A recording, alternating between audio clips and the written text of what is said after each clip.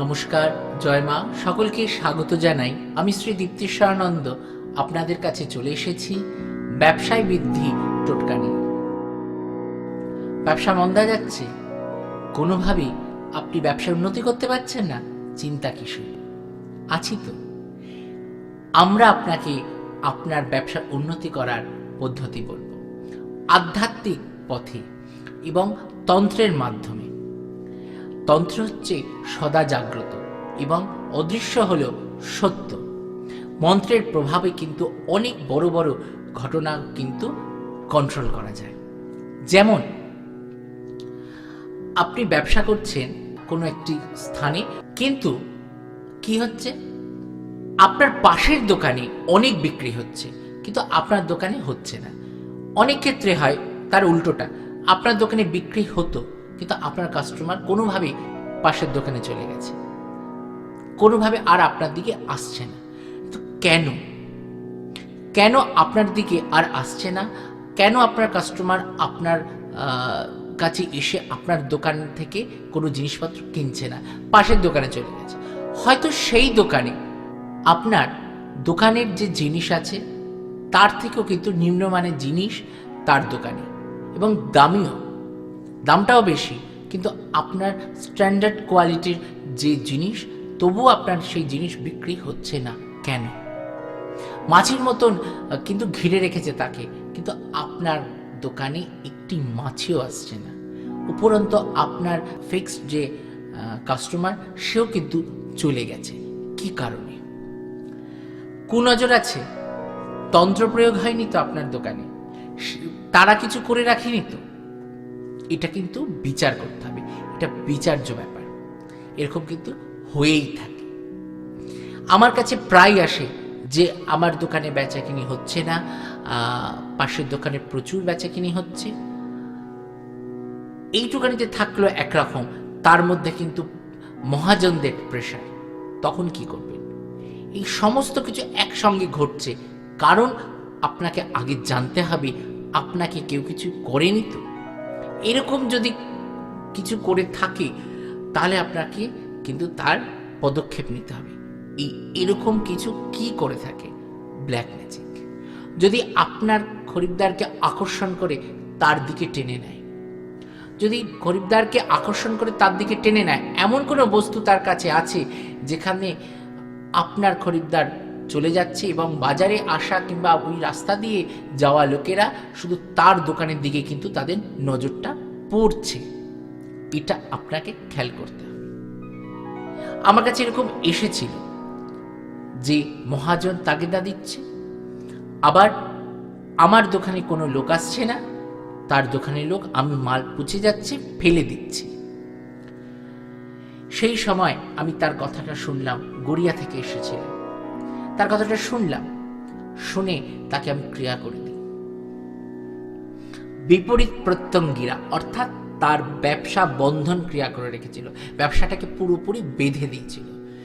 এটাই বলছি আপনাদের উদ্দেশ্যে, যে যদি আপনার ব্যবসা বন্ধন করে দেয়, পদস্তম্ভন করে দেয়, তাহলে আপনার উন্নতি আপনার জীবনে কোনো রকম ভাবে আসবে না। কারণ উন্নতির পথটাই তো বেঁধে দিয়েছে, উন্নতির পথটাই বেঁধে দিয়েছে, অর্থাৎ বন্ধন ক্রিয়া। আপনাকে যদি এই বন্ধন ক্রিয়া করে দেয়, তাহলে কিন্তু আপনাকে এই বন্ধনটাকে মোচন করতে হবে। এই বন্ধন অনেক ক্ষেত্রে হয়, অনেক রকম করে হয়। তালা চাবি দিয়ে বন্ধন হয়, বাক্সের মধ্যে পুতুল ক্রিয়া করে বন্ধন হয়, আপনার ব্যবসা স্থানের মাটি নিয়ে গিয়ে বন্ধন করতে পারে, আপনার মানে চলার পথের ধুলো যদি নেয়, সেই ধুলো নিয়েও কিন্তু বন্ধন করে দিতে পারে। তাহলে সঠিক কি হয়েছে আপনার সাথে সেটা জেনে আপনাকে কিন্তু ক্রিয়া করতে হবে, আপনাকে সেই বন্ধনটাকে কাটাতে হবে।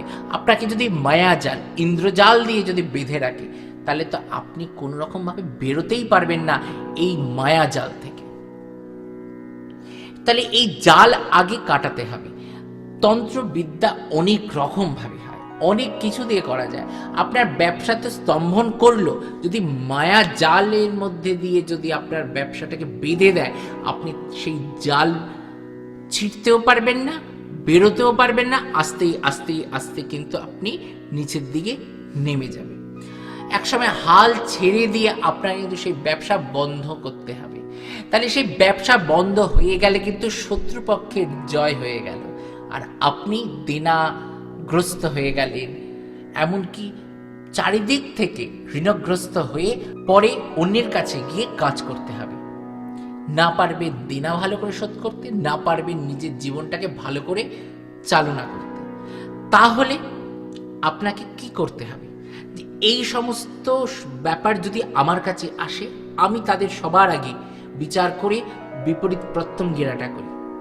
বিপরীত প্রত্যঙ্গিরা, এই মা প্রত্যঙ্গিরা প্রয়োগ যদি করা হয় শ্রী ভদ্রকালী, তাহলে শত্রুর যত রকম জাল বিছানো থাকুক না কেন, মায়া জাল থাকুক না কেন, সেই জাল খণ্ডন হয়ে যায়, শত্রুর উচ্চাটন হয়ে যাবে।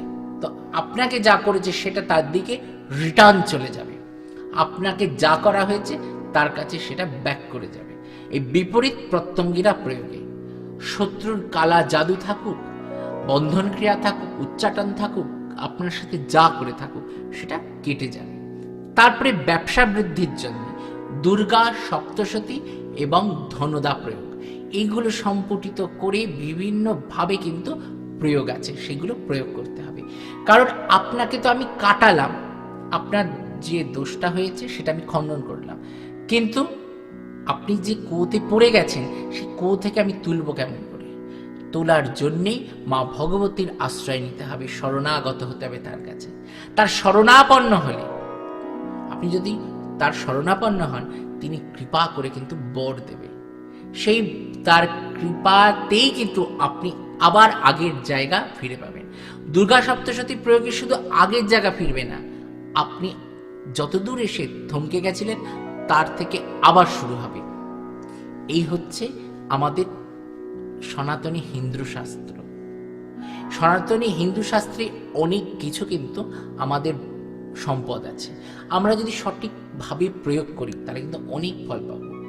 এই দুর্গা সপ্তশতী যেমন আছে, তার সাথে সাথে কিন্তু এই ক্ষেত্রে ধনদা প্রয়োগটাও করতে হবে, কারণ অর্থের জায়গাটাকে কিন্তু আপনাকে খুলে দিতে হবে। এইভাবে সম্পঠিত করে বিভিন্ন কাজ করলে কিন্তু আপনি আপনার সেই বন্ধন মুক্ত করে আবার খোলা আকাশে কিন্তু নিঃশ্বাস নিতে পারবেন। তাহলে আজকের টোটকা, একটি পাত্র নেবেন, তার মধ্যে গঙ্গার জল নেবেন এবং তার মধ্যে একটু গরুর চোনা, গোচোনা দিয়ে দেবেন, তুলসী পাতাটা দিয়ে দেবেন, দিয়ে সেই জল সকাল বিকেল ছিটে দেবেন এবং শনি মঙ্গলবার করে কাঁচা নুন দোকানের চারপাশে ছিটাবেন। এবং প্রত্যেক শনিবারে এই তিনটে প্রক্রিয়া কিন্তু একসঙ্গে করতে হবে। প্রত্যেক শনিবার সকালবেলায় উঠে 5টা পান 8টা বট পাতা একসঙ্গে নিয়ে তার বোটায় লাল কার অথবা সুতো, যেটা পারবেন আপনি, জড়াবেন, জড়িয়ে দোকানের পূর্ব দিকে ঝুলিয়ে দেবেন। পরের সপ্তাহে এই পাতা আবার পরিবর্তন করে দেবেন, নতুন বট পাতা পান পাতা এনে আবার ঝুলিয়ে দেবেন।